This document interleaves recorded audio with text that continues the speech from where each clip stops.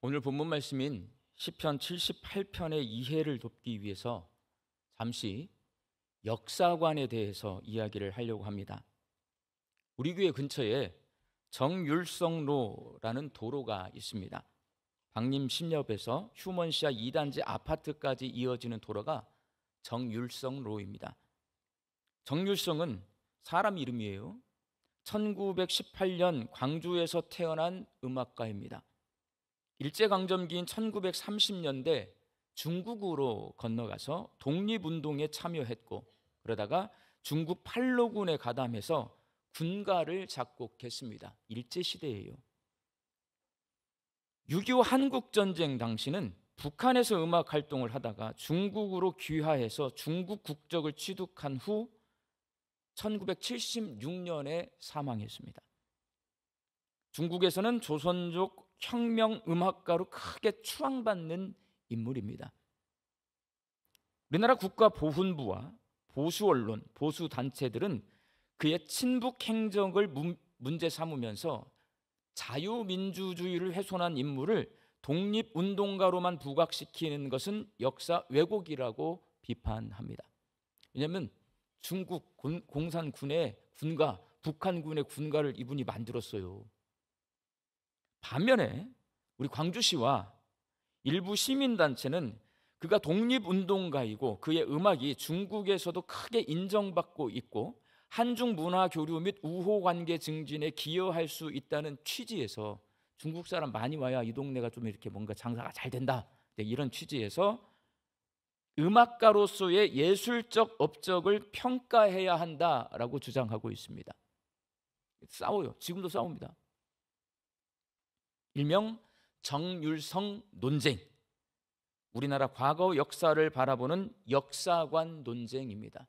독립운동가로 활동했던 걸 봐야 될까? 북한 공산군, 중국 공산군, 팔로군이잖아요. 활동했던 거를 봐야 될까? 둘 다 활동했어요. 독립운동가였다가 팔로군에 들어갔다가 북한군 군가를 만들었어요. 학교에서 국사책을 통해 역사를 배운 우리나라 국민 대부분은, 여기 앉아 계신 분 모두예요. 모두 민족주의 역사관에 가장 큰 영향을 받았습니다. 저도 그렇고 여러분도 그렇습니다. 이 민족주의 역사관의 특징이 뭐냐? 우리나라 역사의 시작은 고조선이에요. 고조선, 단군조선. 역사의 주체가 우리 민족이고 민족의 자주성, 그리고 동질성, 그리고 통일을 강조합니다. 우리의 소원, 통일, 그냥 부른 게 아니에요, 여러분. 이 민족주의 역사관에 근거한 역사 해석을 하기 때문에 우리는 우리의 소원은 통일. 저 어렸을 때 얼마나 많이 불렀는지 몰라요. 지금 그거 부르면 되게 이상한 눈으로 쳐다봐요. 왜? 지금 젊은 사람들은요, 통일을 싫어해. 이게 다 역사관 때문에 그렇습니다. 민족주의 역사관은 일제의 강점기에 항일 독립운동의 정식적인 기반이 되었고, 분단 이후에는 통일의 당위성을 강조하는 데 활용되었습니다. 저와 여러분 전부 여기 역사 해석 방법을 처음 배웠고요.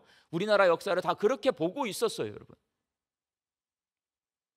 그리고 해방 이후에 많은 국민이 진보적 민중사관을 포함하고 있는 사회 경제적 역사관의 영향을 받습니다. 사회 경제적 역사관은 마르크스주의적 유물사관의 영향을 받아 사회의 경제적 구조와 계급관계, 그리고 민중의 삶과 투쟁을 중심으로 역사를 해석합니다. 제가 철학과 다닐 때 선배가 끌고 가요. 막 책을 읽게 해요. 읽기 싫은데 막 읽으라고 그래요. 막 토론을 해요. 사회 경제적 역사관을 이제 제 머릿속에 심어주는 거예요. 그래서 제 또래 50대 중반에 80년대 학교를 다니고 50대 중반이 된 사람들 대부분 대학 시절에 사회 경제사적 역사관의 영향을 받습니다. 그럼 저희만 영향을 받냐? 아니에요, 여러분. 제 또래 이제 대학을 졸업하고 국사 선생님이 됩니다. 역사 선생님이 돼요. 그럼 학교 가면 자기가 영향을 받은 역사관을 학생들에게 가르치는 거예요. 그렇게 해서 현재 우리나라에 많은 영향력을 끼친 역사관이 사회 경제사적 역사관이에요. 1970년대에서 80년대 사이에 노동운동과 민주화 운동을 하는 많은 사람이 이 역사관의 영향을 받았고, 우리나라가 경제 개발을 하는 과정에서 소홀히 여겼던 노동자, 농민의 권리를 찾는 일, 우리나라 민주주의의 발전에 지대한 영향을 끼칩니다. 좋은 거예요, 나쁜 거예요? 좋기도 해요, 여러분. 무조건 나쁜 건 없어요, 여러분. 이 역사관이 우리나라 민주주의 발전에, 그리고 노동자, 여러분들이 지금 주 5일 근무를 하고 직장에서 뭔가 내가 일한 만큼 대접을 받고, 이거 전부 다 사회 경제적 사적 역사관의 영향을 받은 거예요, 여러분. 그런데 여러분, 이게 너무 진보 쪽으로 가는 거예요. 그러면 헤겔이 말한 정반합의 원리에 의해서 반대쪽이 또 땡겨요. 한쪽으로 가니까. 그래서 반대되는 입장에서 이제 비판을 하는 역사관이 나와요. 민족주의적 역사관, 진보적 역사관을 비판하는 역사관이 등장하는데, 그것이 바로 뉴라이트 역사관이라고 하는 겁니다. 많은 국민이 2000년대 이 뉴라이트 역사관의 영향을 받고 있습니다. 2000년대 들어서 이게 강력하게 부각이 되고 있어요, 여러분. 뉴라이트 역사관은 대한민국의 건국과 산업화를 긍정적으로 평가합니다. 고조선을 말하지 않아요. 대한민국의 건국을 말해요. 대한민국 역사를 중요시하게. 사회경제사적 역사관도요, 대한민국을 말해요. 고조선을 말하지 않아요. 아까 민족사적 역사관은 고조선을 말해요, 여러분. 뉴라이트 역사관은 대한민국의 건국, 산업화, 이걸 전부 긍정적으로 평가합니다. 그리고 살짝 친일 문제를 재해석합니다. 그리고 자유민주주의와 시장경제의 가치를 강조합니다. 뉴스에서 자유민주주의 강조하면 뉴라이트 역사관입니다. 일제강점기 시대가 근대화를 앞당겼고, 그 시대에 불가피하게 일본에 협조한 사람들이 해방 후 나라의 근대화에 공헌했고, 공산주의로부터 나라를 지켜낸 것으로 봅니다. 그래서 반공사상을 강하게 어필합니다. 사회경제사적 역사관은요, 일본을 되게 싫어해요. 뉴라이트 역사관은요, 공산주의를 싫어해요. 현재 우리나라 국민은 이 세 가지 역사관 중에 자기가 선택한 역사관으로, 혹은 세 가지 역사관을 혼용해서 우리나라 역사를 해석하고 있다 보니 서로 격렬하게 역사 논쟁을 벌이고 있는 중입니다. 우리 양림교회도요, 이 세 가지 역사가가 혼용이 되어 있어요. 우리 성도들 사이에 말을 하기 시작하잖아요, 쌈납니다. 격렬한 논쟁. 서로 다른 역사관으로 지역 간, 세대 간, 가족 간, 남녀 간에 다투고 있어서 우리 사회는 굉장히 혼란스러워 보입니다. 그렇지만 역사관이 다르다고 지금 서로 전쟁하고 있어요? 우리끼리? 폭력을 행사합니까? 말로 싸우는 거잖아요. 말로. 여러분, 굉장히 성숙한 모습입니다. 이 역사 논쟁이 안 되는 데가 있어요. 역사 논쟁을 하는데 전쟁이 난 데가 있어요. 서로 막 총 쏘고 싸워버려요. 근데 우리나라는 말로 싸우잖아요. 여기는 몰라요, 여러분. 서울에 가면 광화문 앞에 항상 뭔가 집회를 하잖아요. 시청 앞에 집회를 하고, 광화문하고 시청은요 이어져 있어요. 근데 광화문 앞에서 반대쪽, 시청 앞에서 반대쪽, 서로 같이 막 서로 다른 주장을 하는데, 자, 거기서 막 서로 치고 패고 싸웁니까? 자기 주장을 합니까? 이게 민주주의예요. 성숙한 민주주의. 물론 우리나라가 민주화가 된 지가 이제 겨우 40년 됐습니다. 제가 1987년 학번이에요. 6.29 선언이 있었어요, 그때. 저는 잊어버릴 수가 없어요. 1987년 6월 29일 6.29 선언. 그래서 우리나라 민주화가 시작된 지는 40년도 채 되지 않아요. 그렇기 때문에 자기 의사를 표현하는 방법이나 태도가 아직은 많이 서툽니다. 그렇지만 하나님이 우리나라를 사랑한다는 것, 우리는 다 알고 있잖아요. 진보나 보수 국민들이 우리나라 다 사랑하잖아요. 우리나라 막 싫어하고 막 그러지 않는 거잖아요. 서로 우리나라 사랑하는 거거든요. 그리고 우리는 국뽕이 있어요. 우리나라 국민들이 미련합니까? 지혜롭습니까? 전 세계에서 유대인 다음으로 지혜롭다고, 왜 유대인 다음으로 한다고 하는지 몰라. 저는 유대인보다 더 지혜롭다고 말해야 된다고 생각하는 사람입니다.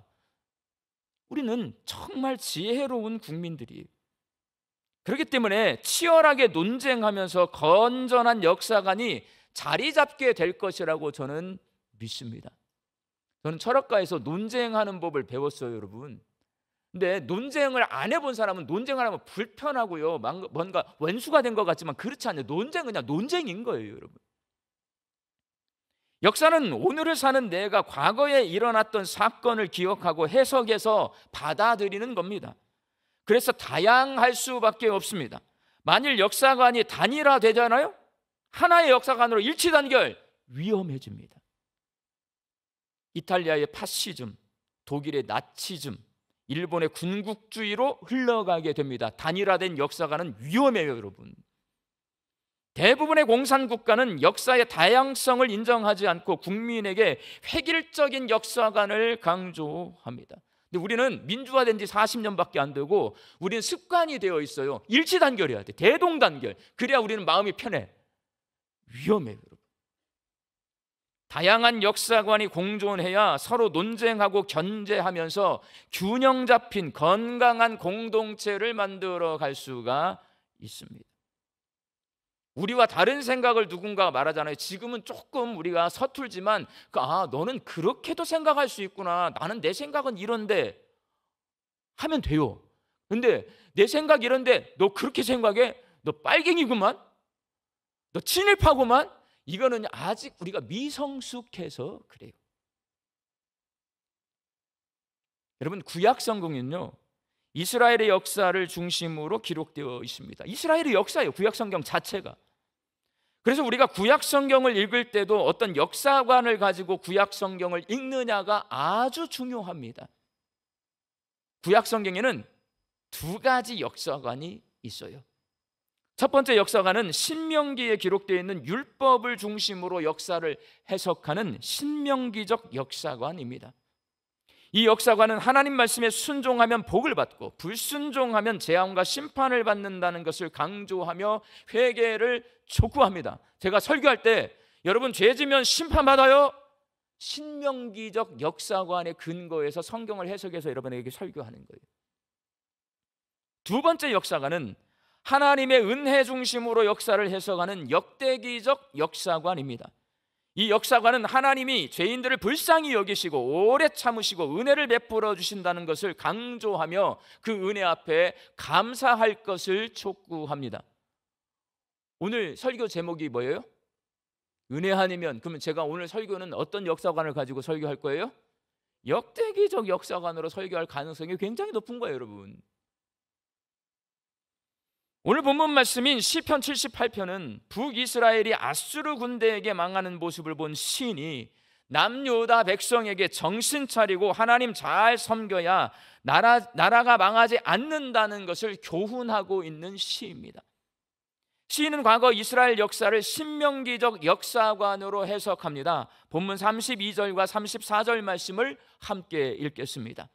이러함에도 그들은 여전히 범죄하여 그의 기이한 일들을 믿지 아니하였으므로 하나님이 그들을 죽이실 때에 그들이 그에게 구하며 돌이켜 하나님을 간절히 찾았고, 과거 이스라엘 백성이 범죄하면 하나님께 심판받아서 회개하고 돌아왔다라고 말합니다.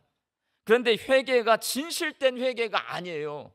그래서 오늘 보면 36절 말씀 함께 읽겠습니다.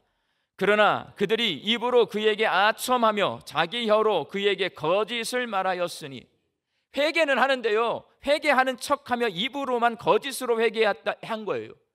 그래서 회개하고서 다시 죄를 지었다는 말이에요, 여러분. 시편 78편의 시인은 과거 이스라엘의 역사를 죄짓고 심판받고 회개하고 또 죄짓고 심판받고 회개하고 이것을 반복하는 그런 역사로 해석해요.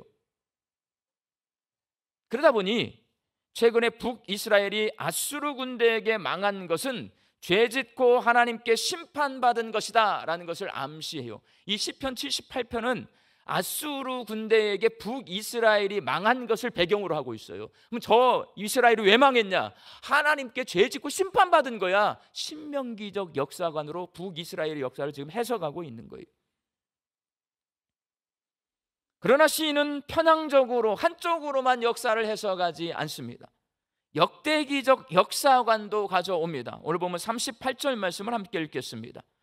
오직 하나님은 긍휼하심으로 죄악을 덮어주시어 멸망시키지 아니하시고 그의 진노를 여러 번 돌이키시며 그의 모든 분을 다 쏟아내지 아니하셨으니, 하나님이요 긍휼히 여기시고 은혜를 베풀어 주시고 자비로우신 분이다 노래합니다. 북이스라엘이 죄짓고 하나님께 심판받아서 아수르 군대에게 망했지만 남유다는 하나님의 자비와 긍휼과 은혜로 아직 멸망에 이르지 않았다라고 그렇게 노래하고 있어요. 남유다 안 망하는 것을 소망하고 있는 거예요. 남유다의 역사를 역대기적 역사관으로 해석하고 있는 것입니다. 이렇게 시편 78편의 시인이 북이스라엘의 역사는 하나님의 심판을 강조하는 신명기적 역사관으로 해석하고, 남유다의 역사는 하나님의 은혜를 강조하는 역대기적 역사관으로 해석하는 이유, 이 사람이 어느 나라 사람이에요? 남유다 사람이에요. 남유다 사람이니까요 북이스라엘이 망해버렸어요. 저거는 하나님께 죄짓고 심판받은 거야. 우리도 망할 수 있잖아요. 그러니까 자기 나라 남유다의 역사는 하나님은 자비로운 분이고 은혜로운 분이고 노하기를 더디하는 분이고 역대기적 역사관으로 해석을 하는 거예요. 그래서 우리나라를 용서해 주실 거야. 우리 그렇게 용서받자, 빨리 하나님 앞에 회개하고 돌아가자, 이렇게 노래하고 있는 겁니다. 남유다 사람인 시인은 죄를 지은 북이스라엘이 하나님의 심판을 받아 멸망했지만 자신의 조국 남유다는 하나님의 은혜로 멸망에 이르지 않기를 소망합니다. 그래서 남유다 백성에게 하나님의 자비와 긍휼과 은혜 아래서 사는 방법을 가르쳐 주는 게 시편 78편이에요. 북이스라엘 망했어. 죄짓고 심판받아서 그래. 우리 그러면 안 되잖아. 하나님은 은혜로운 분이셔. 하나님은 자비로운 분이셔. 그러니 우리 심판받지 말고 하나님의 자비, 은혜 가운데 살아갑시다. 그러려면 이렇게 해야 됩니다. 이게 시편 78편이에요. 그러면 시편 78편의 시인이 가르쳐주는 하나님의 은혜 아래서 사는 방법은 과연 무엇일까요? 남유다의 백성이 하나님의 자비와 긍휼과 은혜 아래서 사는 방법은, 나는 내가 혼자 살아갈 수 있는 힘을 가진 강한 존재라고 착각하지 않고, 나는 하나님 없이 나 혼자 살 수 있어, 그 착각이에요. 여러분, 하나님의 도우심으로 살아가는 연약한 존재임을 기억하는 것, 나는 하나님의 도움을 받아야만 살 수 있는 존재야, 이걸 기억하는 거예요. 잊지 않고. 그것이 내가 하나님 은혜 아래서 사는 방법이에요. 오늘 본문 39절 말씀을 함께 읽겠습니다. 그들은 육체이며 가고 다시 돌아오지 못하는 바람임을 기억하셨습니다. 사람이 육체고 바람이라는 말, 굉장히 문학적인 말 아니에요? 나는 바람이다, 나는 육체다. 좋은 말이에요. 여러분, 사람이 연약한 존재라는 말이에요. 거꾸로 말하면 사람이 하나님의 은혜가 아니면 살 수 없는 존재라는 말이에요. 육체고 바람이다, 하나님이 필요한 존재다라는 말하고 똑같은 말입니다. 육체라는 말은 사람이 언젠가 죽어서 썩어 없어질 피조물이라는 말이에요. 사람의 한계와 연약함을 드러내는 말입니다. 사람은 이런 한계와 연약함을 가지고 있어서 죄에 취약하고 하나님을 믿지 못하고 은혜에 감사하지 못한 채 교만하고 욕심을 부리며 삽니다. 내 힘과 능력으로는 죄를 다스리지 못하는 것이 부패한 육체의 속성이에요. 내가 예수님의 능력 아니잖아요. 내 죄를 어떻게 할 수가 없어요, 여러분. 그래서 지은 죄를 해결하고 앞으로 죄를 다스리며 살기 위해서는 누구의 도우심이 필요하냐? 하나님의 절대적인 도우심이 필요합니다. 그게 사람은 육체다라는 말이에요. 그리고 다시 돌아오지 못하는 바람이라는 말은 사람이 바람처럼 왔다가 바람처럼 빠르게 사라지는 존재라는 말입니다. 내가 사는 인생인 것 같지만 사람에게는 그 인생을 붙잡거나 되돌이킬 수 있는 능력이 없습니다. 인생이 내 마음대로 돼요? 안 되잖아. 근데 내가 살고 있잖아. 내가 주인공인 것 같은데 내 인생이 내 마음대로 안 돼요. 여러분, 바람처럼 흘러가 버려요. 덧없이 흘러가는 인생을 의미 있게 살기 위해서는 하나님의 도우심이 필요합니다. 시편 78편 40절 말씀을 함께 읽겠습니다. 그들이 광야에서 그에게 반항하며 사막에서 그를 슬프시게 함이 몇 번인가. 광야에서 이스라엘 백성이 끊임없이 하나님께 반항하고 죄를 지어도 하나님께서 오래 참으시고 그들을 불쌍히 여겨주시고 그들을 돌봐주셨던 이유는 사람이 육체와 다시 돌아오지 못하는 바람처럼 연약한 존재임을 잘 알고 계시기 때문입니다. 그래서 하나님을 배반한 이스라엘 백성을 불쌍히 여겨주시고 은혜를 베풀어 주셔서 결국 가나안 땅에 들어가게 해주신 거예요. 그들이 착해서 들어간 게 아니라 하나님이 은혜를 베풀어 주셔서 들어간 거예요. 남유다가 북이스라엘처럼 망하지 않으려면 하나님께서 사람이 육체와 바람과 같은 연약한 존재임을 알고 계시듯이 남유다 백성도 내가 연약한 존재임을 알아야 하고 하나님의 은혜가 아니면 살아갈 수 없는 존재임을 알아야 합니다. 그리고 하나님의 은혜를 소망하고 그 은혜 아래서 살며 주신 은혜에 감사하며 살아야 합니다. 그래야 나라가 안 망해요. 내 인생이 망하지 않습니다. 사랑하는 광주 양림교회 성도 여러분, 오늘 시편 78편의 말씀은 우리 자신을 깊이 돌아보게 만듭니다. 우리는 지금 내 힘으로 살고 있습니까? 하나님의 은혜로 살고 있습니까? 내가 연약한 존재임을 잊어버리면 하나님의 도움 없이 내 힘으로 살 수 있다고 착각해서 육체와 돌아오지 않는 바람으로 살며 죄에게 종노릇하다가 결국 성경이 말씀하시는 대로 사망에 이르게 됩니다. 내가 육체와 바람처럼 유한하고 연약한 존재이고 하나님의 은혜가 아니면 살아갈 수 없는 존재임을 기억할 때에 그 은혜를 누리며 살 수 있습니다. 2020년 11월이요. 코로나가 한창이던 때죠. 감사 특밤, 우리 양림교회에서 감사 특밤했어요. 2020년 11월에 우리 교회에서 집회를 인도했던 마커스 워십의 소진영 간사, 이 간사는 25 젊은 나이에 만성 골수성 백혈병 걸렸어요. 시한부 판정받았습니다. 병으로 인해 자신이 연약한 육체요 돌아오지 않는 바람과 같은 존재임을 인정하게 된 25, 요즘은 25 애기잖아요. 근데 그걸 깨달았어요. 하나님을 믿기 때문에. 이 소진영 간사는 하나님의 은혜를 소망했고 네 가지 하나님의 은혜를 경험합니다. 이게 소진영 간사의 간증입니다.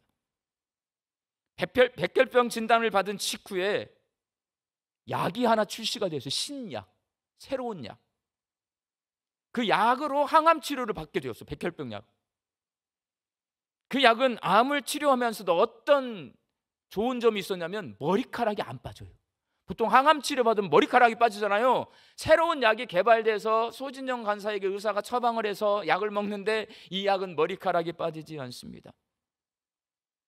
소진영 간사는 그것을 하나님의 은혜라고 고백하고 있어요. 그런데 문제가 그 약이 신약이라 약값이 비싸요, 여러분. 새 약이 개발이 되잖아요. 건강보험이 적용이 보통 안 돼요. 한 달에 수백만 원이나 되는 치료비가 들어가서 계속 치료할 수가 없어. 돈이 없으니까. 그런데요, 신약임에도 불구하고 이게 개발된 지 얼마 안 돼, 출시가 얼마 안 됐는데 건강보험 적용이 됐대요. 그래서 치료를 계속할 수 있어서 그것을 하나님이 주신 은혜로 해석을 합니다. 하나님 안 믿으면 재수 좋아서 그렇게 된 거야. 하나님을 믿으면 은혜 받은 거예요, 여러분. 백혈병을 치료하며 시한부 인생을 살던 소진영 간사는 머리카락이 안 빠진 덕분에 함께 찬양 사역하던 형제가 콩깍지가 씌어서 둘이 결혼을 합니다. 백혈병에 걸렸는데 하나님의 은혜로 고백합니다. 결혼을 하니 아이를 갖고 싶습니다. 백혈병을 완치하려면 의사 선생님이 조혈모 세포 이식 수술을 해야 된다고 말을 합니다. 그런데 이걸 하면 임신할 수 없습니다. 약을 먹고 있습니다. 이 약을 먹어도 임신할 수 없습니다. 아이를 갖고 싶습니다. 그래서 조혈모 세포 이식을 포기합니다. 임신을 위해 약을 중단합니다. 하나님의 은혜가 아니면 일어날 수 없는 일인데 하나님의 은혜로 아이를 임신해서 낳아서 기르고 있습니다.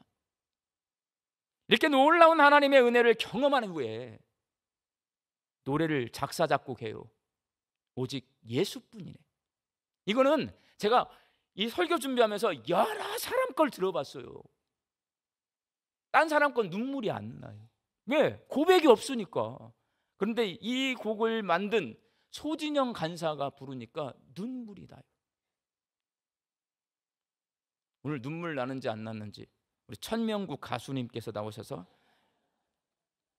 이 찬양을 한번 선창합니다. 잘 들으셨다가 설교 끝나면 오늘 설교 후 찬송은 이 찬양이에요.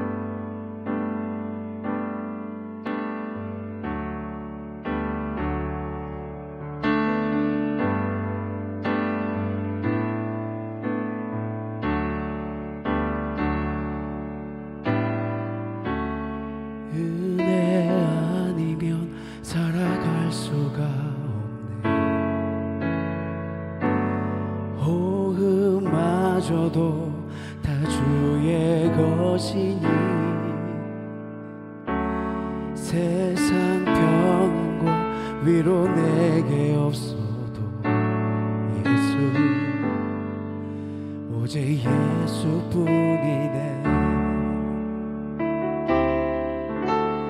크신 계획 다 볼 수도 없고 작은 고난에 지쳐도 주께 묻기 나의 모든 삶 버티고 견디게 하시네.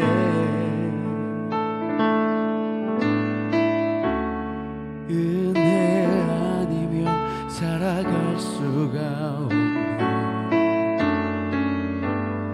나의 모든 것 다 주께 맡기니 참된 평안과 위로 내게 주신 주 예수, 오직 예수뿐이네.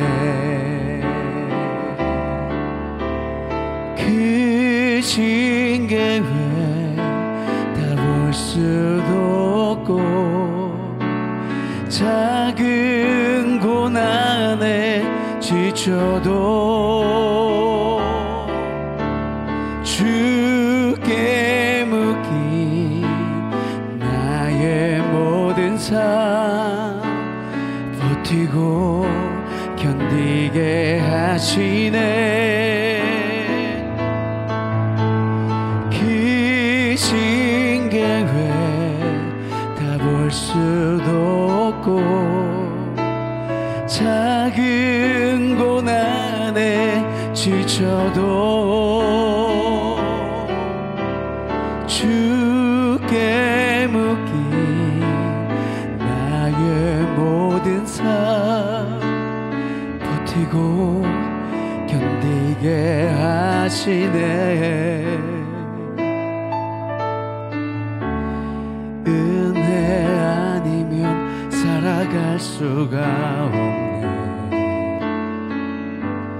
나의 모든 것 다 주께 맡기니 참된 평안과 위로 내게 주신 주 예수,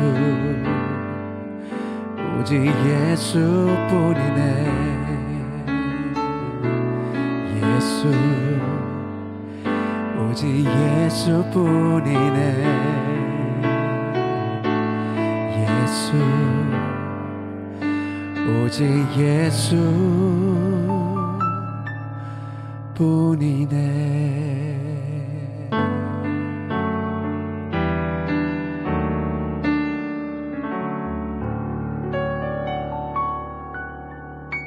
여러분,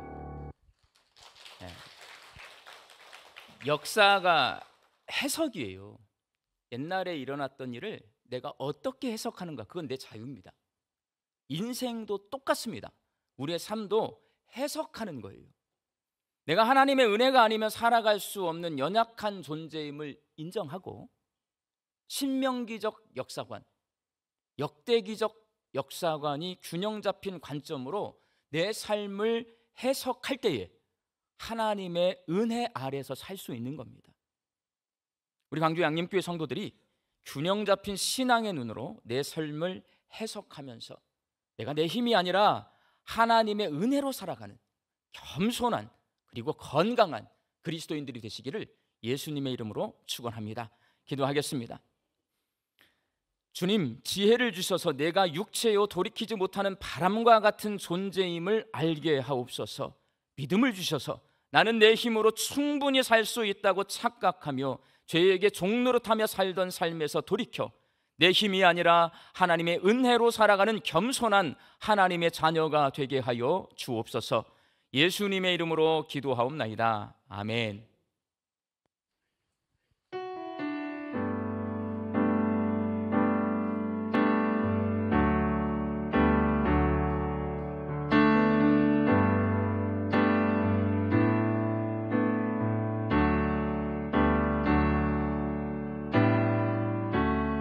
은혜 아니면 살아갈 수가 없네. 호흡마저도 다 주의 것이니 세상 평안과 위로 내게 없어도 예수, 오직 예수뿐이네. 크신 계획 다 볼 수도 없고 작은 고난에 지쳐도 주께 묻기 나의 모든 삶 버티고 견디게 하시네.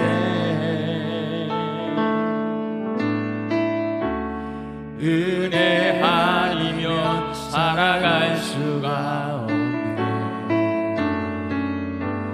나의 모든 것 다 주께 맡기니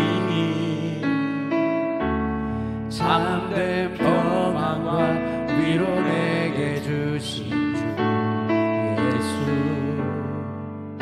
오직 예수뿐이네.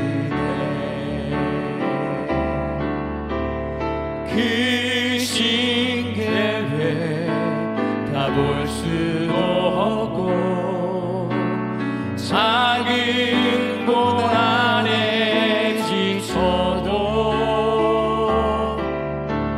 주께 묻기 나의 모든 삶 버티고 견디게 하시네.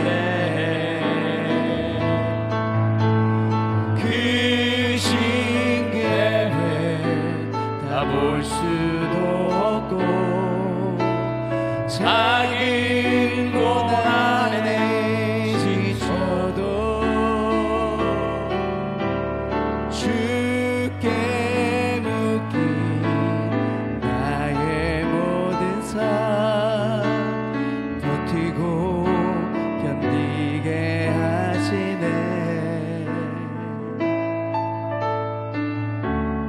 은혜 아니면 살아갈 수가 없네. 나의 모든 것 다 주께 맡기니 참된 평안과 위로 내게 주신 주 예수, 오직 예수뿐이네.